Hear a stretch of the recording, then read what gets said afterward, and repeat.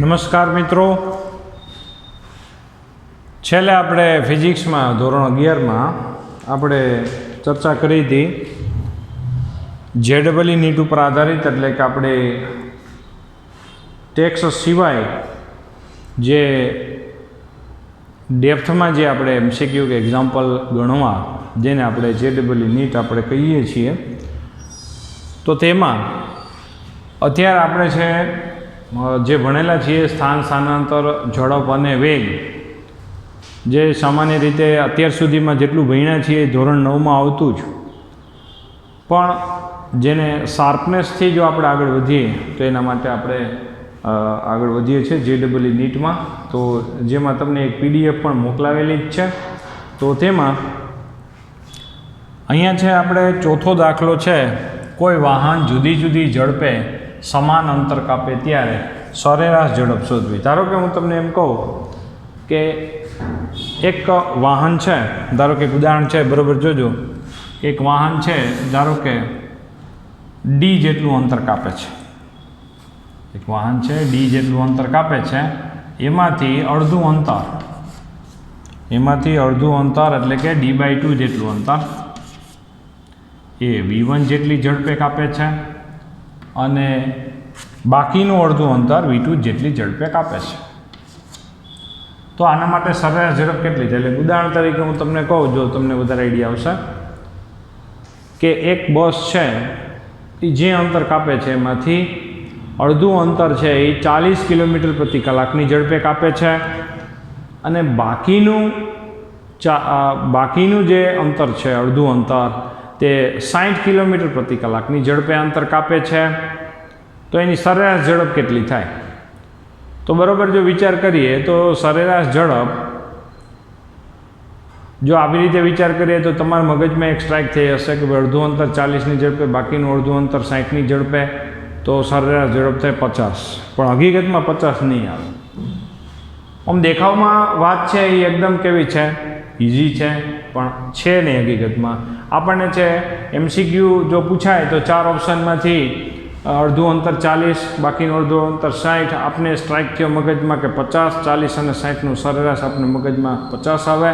50 ઓપ્શનમાં હોય ને આપણે ટીક કરી દઈએ, આપણે એમ લાગે કે સાચો જવાબ છે, પણ થશે નહીં. જો કેવી રીતે આપણે જો વિચાર કરીએ અને થોડું આગળ વધીએ તો જોવું જોઈએ, એક ડી અંતર કાપે છે વાહન, તો તેમાંથી અડધું અંતર v1 ઝડપે અને બાકીનું અડધું અંતર v2 ઝડપે. એ માટે લાગતો સમય, ધારો કે અહીંયા છે ભાઈ d/2 જેટલું અંતર કાપ્યું છે, તો એ માટે લાગતો સમય કેટલો છે ભાઈ? ધારો કે t1, કારણ કે બેયમાં ઝડપ અલગ અલગ છે, સમય અલગ અલગ થશે, બરાબર. તો અહીંયા છે ભાઈ d/2 જેટલું અંતર કાપ્યું છે, એ માટે લાગતો સમય કેટલો છે ભાઈ?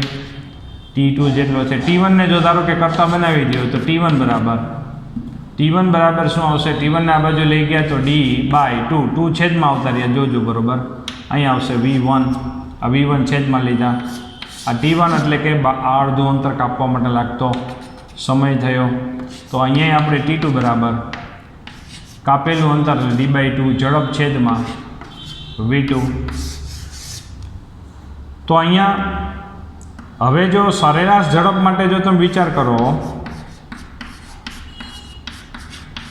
સરેરાશ ઝડપનું સૂત્ર બહુ સામાન્ય, કાપેલું કુલ અંતર અને એ માટે લાગતો સમય છે. તો તમે બરાબર વિચાર કરો, કાપેલું કુલ અંતર કેટલું છે પદાર્થે? d જેટલું, d/2 કાપેલું કુલ અંતર d છે, અને એ માટે લાગતો સમય કેટલો છે? ટોટલ સમય લખવાનો છે. અહીંથી અહીંયા સુધી પહોંચવા માટે લાગતો સમય t1 છે, અહીંથી અહીંયા પહોંચવા માટે લાગતો સમય t2 છે. તો t1 પ્લસ t2. t1 બરાબર જો અહીંયા શું આવશે, ઉપરથી જો લખીએ સરેરાશ ઝડપની સંજ્ઞા શું આવશે? આવી રીતે સરેરાશ ઝડપની સંજ્ઞા થઈ ગઈ. t1 બરાબર શું લખશું? d/2 2v1, અને t2 બરાબર શું લખીશું? d/2 2v2. ડીને કોમન કાઢી અને ઉપર નીચેથી ઉડી જશે, તો વધે શું? 1/, અહીંયા શું વધશે? 2v1, અહીંયા આવશે 2v2. આનો લસા લઈ લઈએ તો શું આવે? જોવો જોઈએ બરાબર. સરેરાશ ઝડપ બરાબર અહીંયા બેયનો ગુણાકાર આવશે, અહીંયા શું નથી એ આવી જાય, બરાબર ને? અહીંયા 2v1 છે, 2 તો બેમાં છે, એટલે અહીંયા શું આવી જશે? v2 વાળો. અહીંયા શું આવી જશે? અહીંયા v1 નથી, એટલે અહીંયા શું આવશે? v1 છેદમાં અહીંયા શું આવશે? લસા 2v1 v2 આવશે. આ 2v1 v2 ઉપર લઈ જાઓ એટલે શું આવશે? 2v1 v2 ના છેદમાં v2 પ્લસ v1, એટલે v1 પ્લસ v2 આમે લખીએ છીએ. તો આ એક થઈ ગયું સૂત્ર જોવું જોઈએ. તો આમ સરેરાશ ઝડપ સમાનાંતર જો જુદી જુદી ઝડપે કાપે તો સરેરાશ ઝડપનું સૂત્ર 2v1 v2 ના છેદમાં v1 પ્લસ v2 થાય. હવે જે આપણે 40 અને 60ની વાત હતી કે પ્રથમ અડધું અંતર 40ની ઝડપે અને બાકીનું અડધું અંતર 60ની ઝડપે કાપે છે, તો જો અહીંયા વેલ્યુ લખો તો આ 40 અને અહીંયા 60, 40 અને 60 એટલે અહીંયા આવશે 40 + 60 એટલે 100 થઈ જાય, બરાબર? તો આ બે જગ્યાએ 0 કેન્સલ થઈ જાય. 6 દુ 12 એટલે 6 ચોક 24 અને 24 ગુણ્યા 2 એટલે કે 48 કિલોમીટર પ્રતિ કલાક થાય. ફરીથી વાત શું થઈ કે અડધું અંતર 40ની ઝડપે કાપે છે, બાકીનું અડધું અંતર 60ની ઝડપે કાપે છે. તો સરેરાશ ઝડપ, જે સરેરાશ ઝડપ આપણા મગજમાંથી 50 પણ એકચ્યુઅલ આવે 48 કિલોમીટર પ્રતિ કલાક. આ સૂત્ર થઈ ગયું.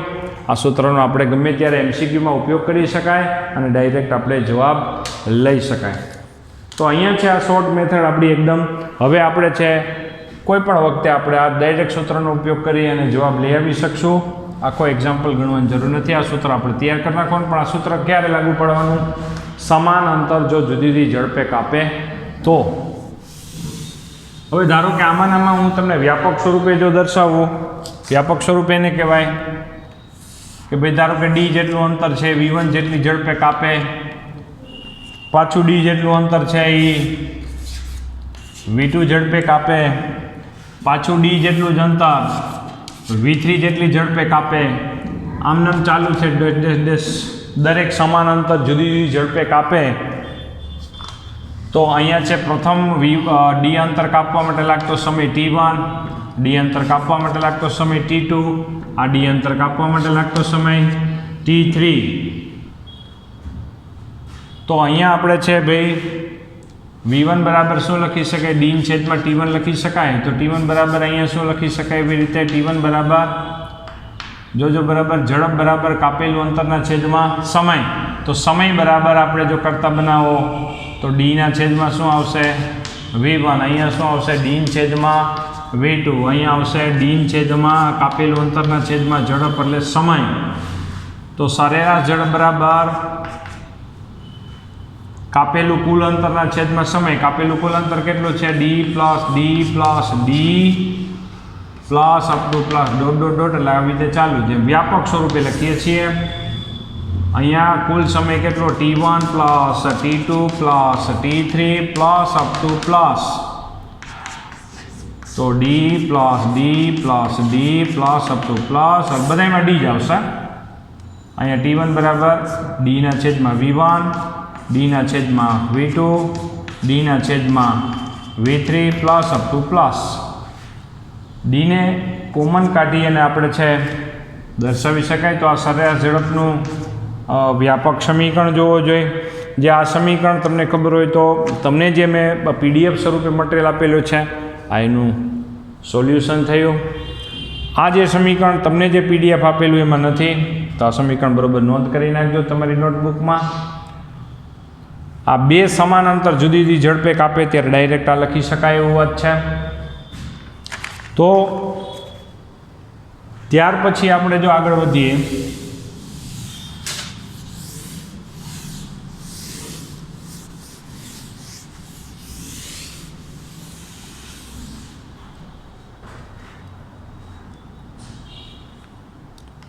પાંચમા નંબરનો જો એક MCQ છે જોવું જોઈએ. પાંચમા નંબરના MCQમાં સ્ટોરી એવી છે કે ભાઈ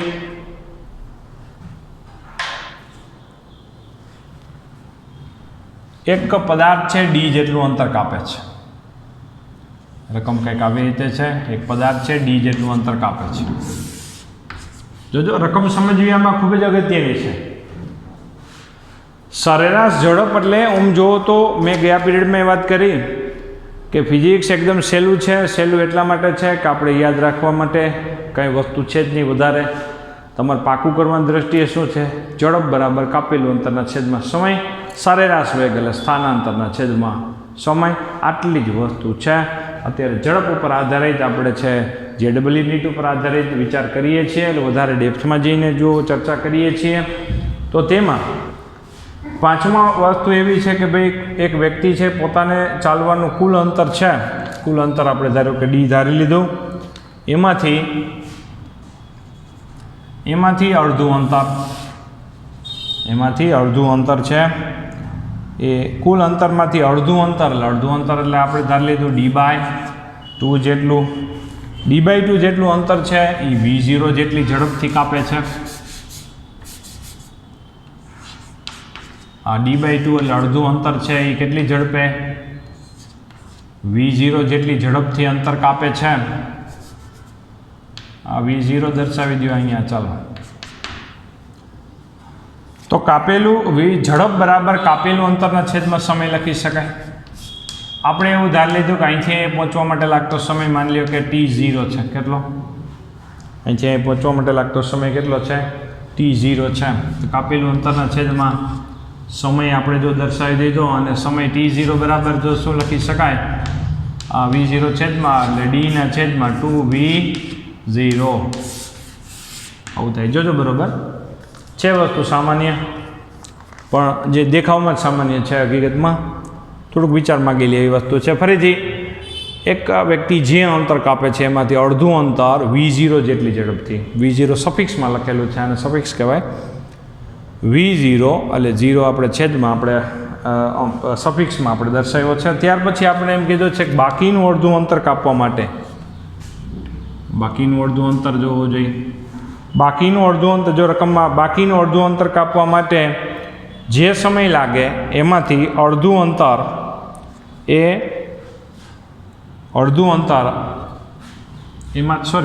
એમાંથી જે સમય લાગે એમાં અડધા સમય સુધી V1 ઝડપે અંતર કાપે અને બાકીના અડધા સમય સુધી V2 જેટલી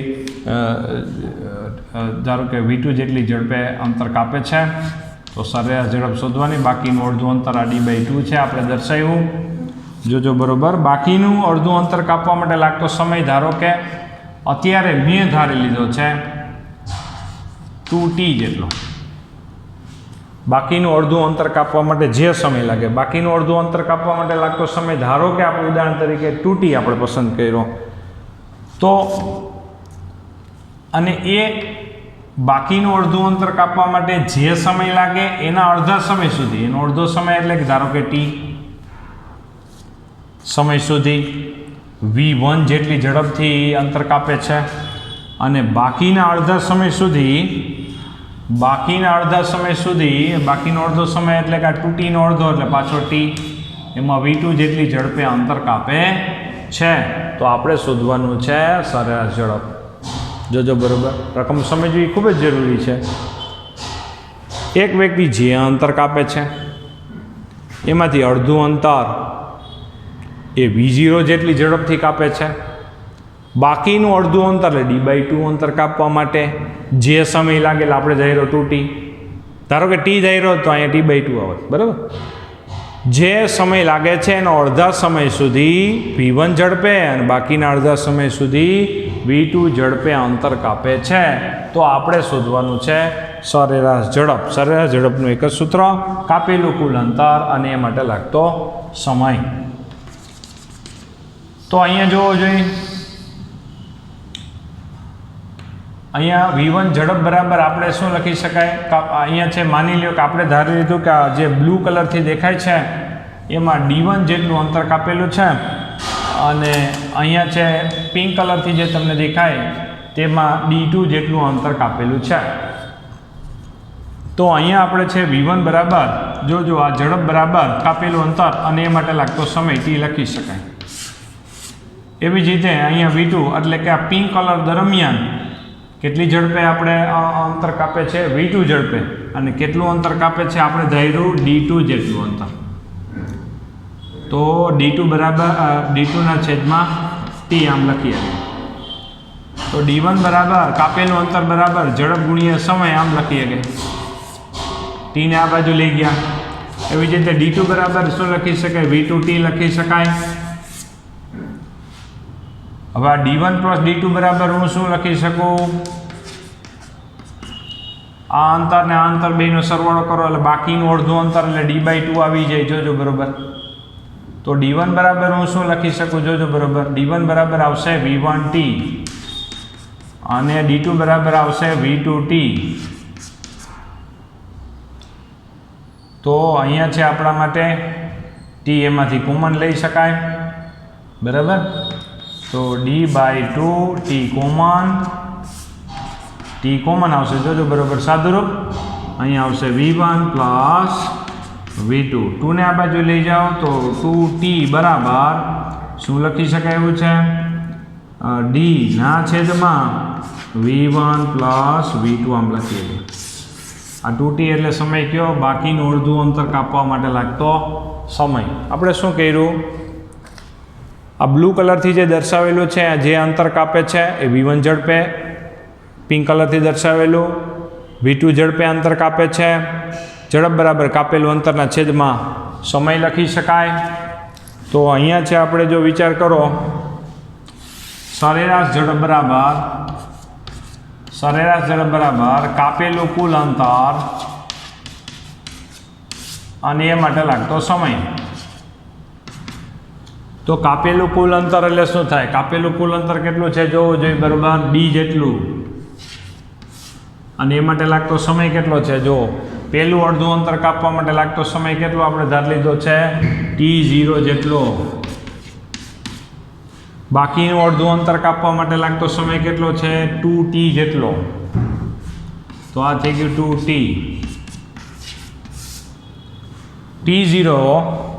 T0 બરાબર આપણે શું લખી શકાય? D ના છેદમાં 2V0 અને 2T બરાબર શું લખી શકાય? D ના છેદમાં V1 પ્લસ V2. આ D ના છેદમાં V1 પ્લસ V2.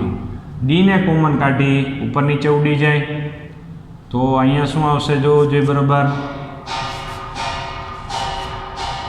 તો અહીંયા છે ભાઈ આ 1 છેદમાં 1/2V0 plus 1/V1 plus V2 આવું થાય. આમાં લસા લઈ લ્યો જોઈએ.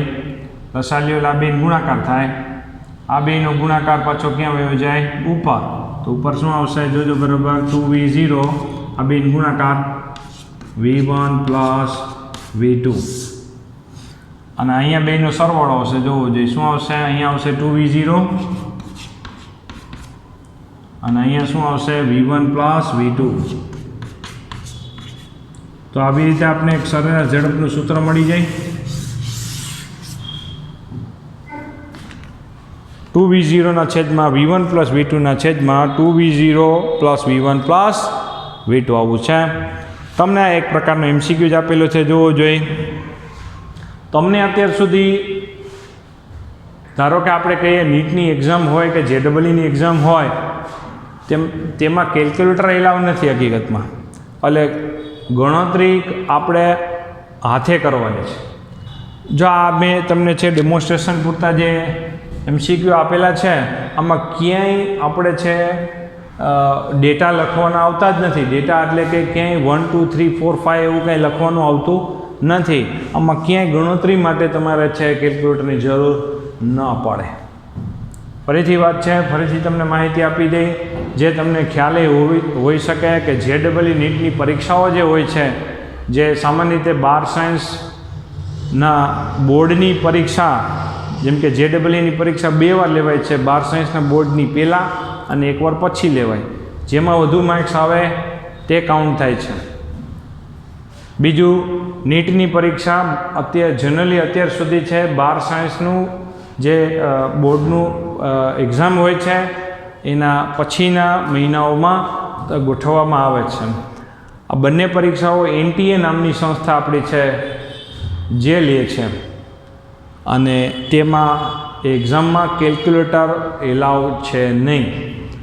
તો આપણે એવું સમજી શકીએ અહીંયા આપણે JEE નીટ ઉપર આધારિત જે ચર્ચા કરી એના ઉપરથી આપને ખબર પડી જાય કે એક માહોલ જ અલગ છે પ્રિપેરેશનનો, કે જેના ઉપરથી આપણે વિચાર કરી શકાય કે તૈયારી આપણે કેવી રીતે કરવી.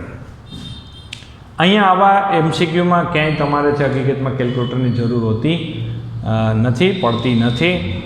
તો અહીંયા સુધી આપણે ચર્ચા રાખીએ. આગામી લેક્ચરોમાં અથવા તો શરૂઆતમાં તમને છે હવેથી ચેપ્ટર નંબર 2 પણ સાથે પેરેલલમાં સ્ટાર્ટ થશે, કે જેથી આપણે અભ્યાસક્રમ રૂટીનમાં બરાબર ચાલે. આવતા વીકથી, એટલે કે આવતા જે વીક છે આ વીકથી જ લેક્ચરની ફ્રિકવન્સી પણ થોડી વધી જશે, એટલે વધારે લેક્ચર છે અપલોડ થશે. અને પ્રિપેરેશન છે આપણે બરાબર તમારે તૈયારી ચાલુ જ રાખવાની છે. જે પણ આપણે વર્ક હોય છે એકવાર મોઢે કામ કરવાનું છે. આપણું આજનું જે કામ થયું ટોટલી JEE નીટ ઉપર આધારિત, ચોથો અને પાંચમો જે તમને PDF મોકલેલી છે. આ એક્ઝામ્પલ મેં જેમ લખેલો છે એમ તમે પણ તૈયાર કરો તો વધારે તમને છે સહેલું પડશે. આ ફિગર હકીકતમાં ક્યાંય જો એક્ઝામ્પલ સ્વરૂપે એક વિચાર કરીએ તો ફિગર હકીકતમાં આપણા માટે સૌથી અગત્યની રહે છે. ભલે માર્ક્સ એના કોઈ વિચાર કરો નહીં, પણ ફિગર આપણા માટે સૌથી અગત્યની, કારણ કે ફિગર સમજીએ તો જ આપણે એક્ઝામ્પલ આખો સમજાય, નહીંતર આ સમજાય નહીં. તો અહીંયા સુધી આપણે ચર્ચા રાખીએ.